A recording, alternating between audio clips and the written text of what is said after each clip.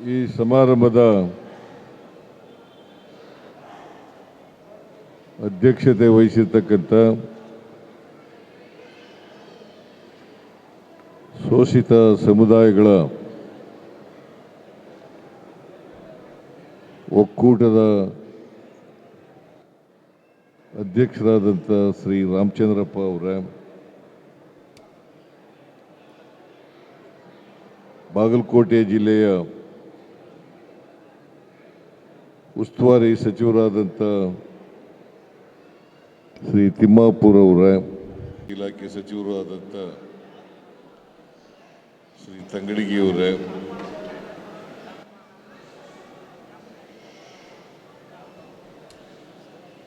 ವೇದಿಕೆ ಮೇಲಿರ್ತಕ್ಕಂಥ ಎಲ್ಲ ಮಾನ್ಯ ಶಾಸಕರುಗಳೇ, ಮಾಜಿ ಶಾಸಕರುಗಳೇ, ಶೋಷಿತ ಸಮುದಾಯಗಳ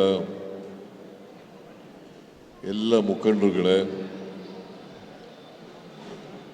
ಇಲ್ಲಿ ಭಾಗವಹಿಸಿರ್ತಕ್ಕಂಥ ಆತ್ಮೀಯ ಬಂಧುಗಳೇ, ತಾಯಂದಿರೇ,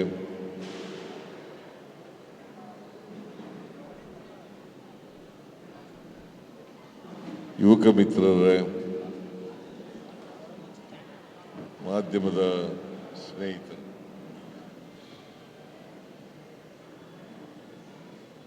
ಇವತ್ತು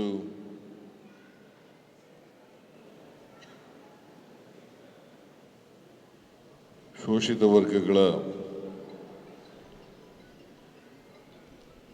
ಸಮಾವೇಶ ನಡೀತಾ ಇರ್ತಕ್ಕಂಥದ್ದು ಬಹಳ ಸಂತೋಷದ ವಿಚಾರ.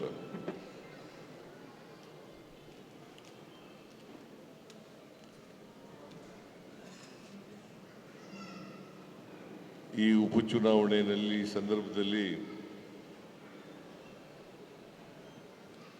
ಶೋಷಿತ ವರ್ಗಗಳ ಜನರು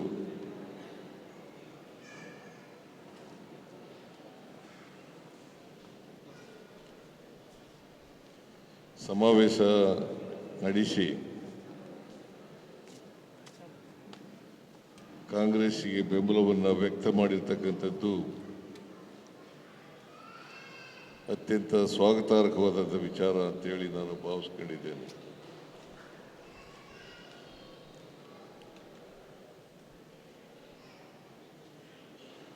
ಕಾಂಗ್ರೆಸ್ ಪಕ್ಷ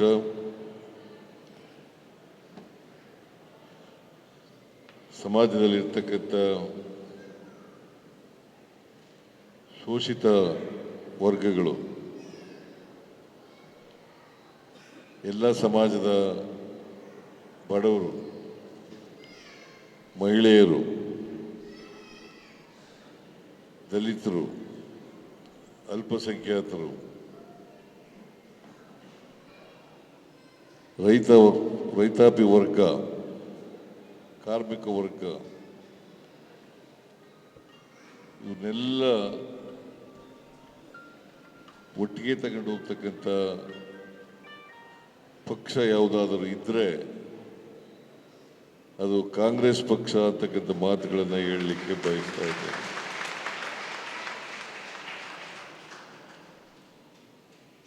ಸ್ವಾತಂತ್ರ್ಯ ಬಂದಾಗಿನಿಂದ ಇವತ್ತಿನವರೆಗೆ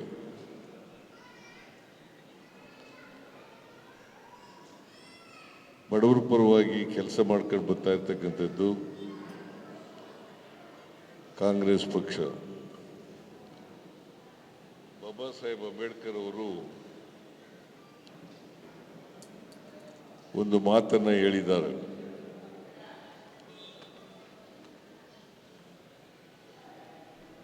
ರಾಜಕೀಯ ಸ್ವಾತಂತ್ರ್ಯಕ್ಕೆ ಅಥವಾ ನಮಗೆ ಸ್ವಾತಂತ್ರ್ಯ ಬಂದದಕ್ಕೆ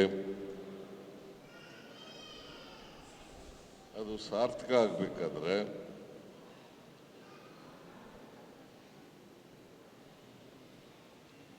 ಅಶಕ್ತ ವರ್ಗ ಯಾರಿದ್ದಾರೆ, ಶೋಷಣೆಗೆ ಒಳಪಟ್ಟಿರ್ತಕ್ಕಂಥ ವರ್ಗ,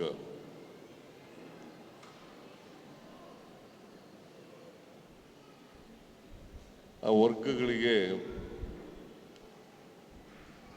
ಆರ್ಥಿಕವಾಗಿ ಸಾಮಾಜಿಕವಾಗಿ ಶಕ್ತಿಯನ್ನು ತುಂಬಬೇಕು.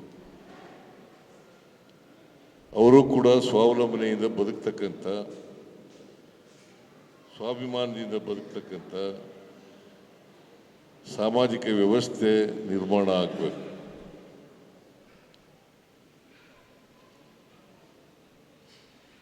ಶೋಷಿತರು ಅವರ ಕರ್ಮದಿಂದ ಶೋಷಿತರಾಗಿರ್ತಕ್ಕಂಥದ್ದಲ್ಲ.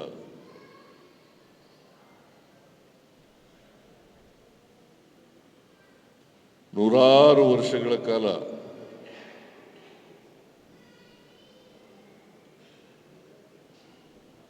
ಅವಕಾಶಗಳಿಂದ ವಂಚಿತರಾಗಿರ್ತಕ್ಕಂಥ ಜನ, ಶೋಷಿತ ವರ್ಗದ ಜನ ಅಕ್ಷರ ಸಂಸ್ಕೃತಿಯಿಂದ ವಂಚಿತರಾದರು.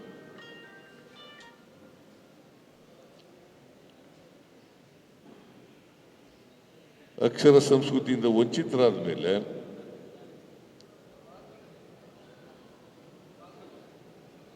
ಅವರು ಅನಿವಾರ್ಯವಾಗಿ ಶೋಷಿತರಾಗ್ತಕ್ಕಂಥ ಪರಿಸ್ಥಿತಿ ನಿರ್ಮಾಣ ಆಯಿತು. ಯಾರಿಗೆ ಅವಕಾಶಗಳು ಸಿಕ್ತು ಅವರು ಮುಂದೆ ಬರಲಿಕ್ಕೆ ಸಾಧ್ಯ ಆಯಿತು. ಯಾರಿಗೆ ಅವಕಾಶಗಳು ಸಿಕ್ಕಲಿಲ್ಲ ಅವರು ಹಿಂದುಳಿದಿರಲಿಕ್ಕೆ ಸಾಧ್ಯ ಆಯಿತು. ಇದನ್ನು ನಾವು ಅರ್ಥ ಮಾಡ್ಕೋಬೇಕಾಗ್ತದೆ. ಬಸವಾದಿ ಶರಣರು ಅದಕ್ಕೋಸ್ಕರನೇ ಕರ್ಮ ಸಿದ್ಧಾಂತವನ್ನು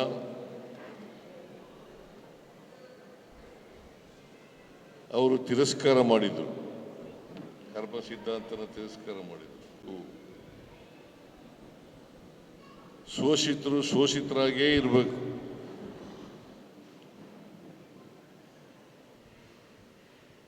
ಜಾತಿ ವ್ಯವಸ್ಥೆ ಆಗಿನೇ ಮುಂದುವರಿಬೇಕು. ಚತುರ್ಣ ವ್ಯವಸ್ಥೆ ಆಗಿನೇ ಮುಂದುವರಿಬೇಕು. ಆಗ ಮಾತ್ರ ಮುಂದುವರೆದ ಜಾತಿಗಳು ಎಲ್ಲ ಸವಲತ್ತುಗಳನ್ನು ಪಡ್ಕೊಳ್ಳಲಿಕ್ಕೆ ಸಾಧ್ಯ ಆಗ್ತದೆ. ಶೋಷಣೆಯನ್ನು ಮಾಡಲಿಕ್ಕೆ ಸಾಧ್ಯ ಆಗ್ತದೆ. ನಿಮಗೆ ಆರ್ಥಿಕವಾಗಿ ಸಾಮಾಜಿಕವಾಗಿ ಶಕ್ತಿ ಬಂದರೆ ಶೋಷಣೆಯನ್ನು ಮಾಡತಕ್ಕಂಥದಕ್ಕೆ ಆಸ್ಪದ ಇರಲ್ಲ.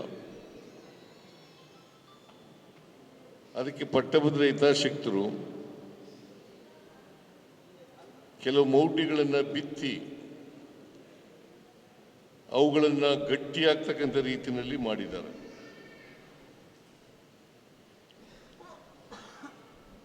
ಉದಾಹರಣೆಗೆ ಒಬ್ಬ ಬಡವ ಅಥವಾ ದಲಿತ ನೀನು ಯಾಕಪ್ಪ ಅವಿದ್ಯಾವಂತನಾಗಿದ್ಯಾ, ನಿನ್ಗೆ ಯಾಕೆ ಮೈ ಮೇಲೆ ಬಟ್ಟೆ ಇಲ್ಲ, ನಿನ್ಗ್ಯಾಕೆ ಸೂರಿಲ್ಲ,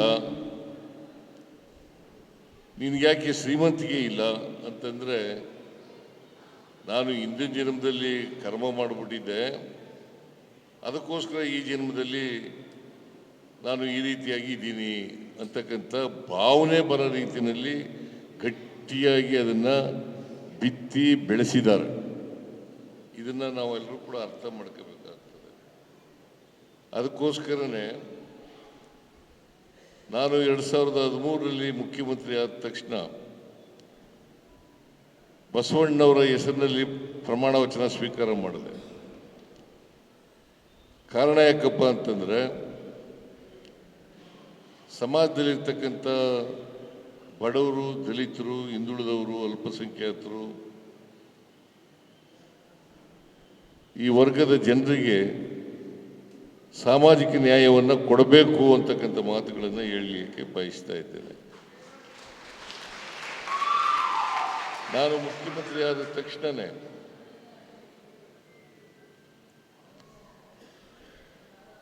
ಅಂಬೇಡ್ಕರ್ ಅಭಿವೃದ್ಧಿ ನಿಗಮ, ದೇವರಾಜ ಅರಸು ಅಭಿವೃದ್ಧಿ ನಿಗಮ, ವಾಲ್ಮೀಕಿ ಅಭಿವೃದ್ಧಿ ನಿಗಮ, ಅಲ್ಪಸಂಖ್ಯಾತರ ಅಭಿವೃದ್ಧಿ ನಿಗಮ, ಇಲ್ಲಿ ಯಾರ್ಯಾರು ಸಾಲ ತಗೊಂಡಿದ್ರು ಸಾಲ ಮತ್ತು ಬಡ್ಡಿ ಎರಡನ್ನೂ ಕೂಡ ಮನ್ನಾ ಮಾಡ್ತಕ್ಕಂಥ ತೀರ್ಮಾನವನ್ನು ಮಾಡಿದೆ. ದೇವರಾಜ ಅರಸು ಅಭಿವೃದ್ಧಿ ನಿಗಮ, ಅಂಬೇಡ್ಕರ್ ಅಭಿವೃದ್ಧಿ ನಿಗಮ, ವಾಲ್ಮೀಕಿ ಅಭಿವೃದ್ಧಿ ನಿಗಮ, ಅಲ್ಪಸಂಖ್ಯಾತರ ಅಭಿವೃದ್ಧಿ ನಿಗಮ, ಇಲ್ಲಿ ಯಾರ್ಯಾರು ಸಾಲ ತಗೊಂಡಿದ್ರು ಮತ್ತು ಅದರ ಮೇಲೆ ಬಡ್ಡಿ ಬೆಳೆದಿತ್ತು, ಬಡ್ಡಿ ಮತ್ತು ಅಸಲು ಎರಡನ್ನೂ ಕೂಡ ಮನ್ನಾ ಮಾಡಿದೆ. ಕಾರಣ ಯಾಕಪ್ಪ ಅಂತಂದ್ರೆ, ಈ ವರ್ಗದ ಜನ, ಶೋಷಿತ ವರ್ಗದ ಜನ, ಇವರು ಸಾಲದಿಂದ ವಿಮುಕ್ತರಾಗಬೇಕು, ಸಾಲ ಇರಬಾರದು, ವಿಮುಕ್ತರಾಗಬೇಕು ಅಂತೇಳಿ ತೀರ್ಮಾನ ಮಾಡಿದೆ. ಅದಕ್ಕೋಸ್ಕರನೇ ಈ ತೀರ್ಮಾನವನ್ನು ಮಾಡಿ ನಂತರ ಮಾಡಿದ್ದು ಅನ್ನಭಾಗ್ಯ ಕಾರ್ಯಕ್ರಮ. ಅನ್ನಭಾಗ್ಯ ಕಾರ್ಯಕ್ರಮ ನಿಮಗೆಲ್ಲ ಒಂದು ನನ್ನ ಅನುಭವದ ಮಾತುಗಳನ್ನು ತಮ್ಮ ಮುಂದೆ ಇಡಲಿಕ್ಕೆ ಬಯಸ್ತಾ ಇದ್ದೇನೆ. ನಾನು ಸಣ್ಣ ಹುಡುಗ, ಅಂದರೆ ಪ್ರಾಥಮಿಕ ಶಾಲೆಯಲ್ಲಿ ಮಾಧ್ಯಮಿಕ ಶಾಲೆಯಲ್ಲಿ ಓದ್ತಾ ಇದ್ದೆ. ಅಲ್ಲಿ ಓದುವಾಗ ನಮ್ಮೂರಿನಲ್ಲಿ 80%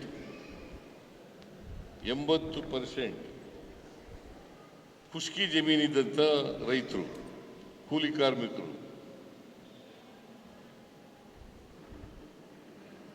ಇನ್ನು 20% ಜನರಿಗೆ ಮಾತ್ರ ನೀರಾವರಿ ಜಮೀನಿರೋದು. ಅವ್ರ ಮನೇಲಿ ಮಾತ್ರ ನೀರಾವರಿ ಇದ್ದಂಥ ಜಮೀನುಗಳಲ್ಲಿ ಭತ್ತ ಬೆಳೆಯೋರು, ಅವ್ರ ಮನೇಲಿ ಮಾತ್ರ ಅನ್ನ ಮಾಡೋರು. 80% ಮನೆಗಳಲ್ಲಿ